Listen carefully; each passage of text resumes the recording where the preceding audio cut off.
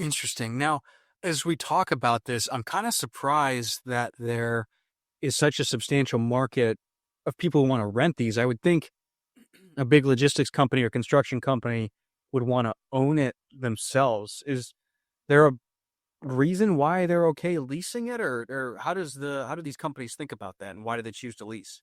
A lot of companies own these. I would say 50% of our asset class, roughly.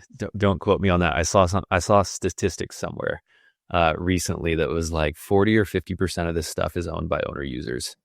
And so those are owner occupiers, trucking companies that want to just own their site. They used, SBA financing to buy it, probably very little money down. And so it makes sense for a lot of the local and regional groups to own their properties. And a lot of them do. But then there's another huge part of this business, which is the regional and national tenants that have, hundreds of locations across the US, for example, some of these really large companies. And those guys, let's take maybe like an equipment rental company, for example.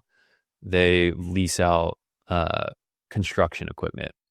And so those guys are already financing their equipment and they've already got, the business that they need to operate, and they can make a lot more money on that business than by owning the real estate. So they're just not really in the business to own stuff. They'd rather lease properties. Some of those groups do own a big portion of their portfolio, but a lot of them, lease a lot of the properties. So there's a lot of bigger national groups like that just prefer to lease, and it's a very small portion of their like total cost. Like it's under 10% of their total cost. The real estate portion of it is actually not that much.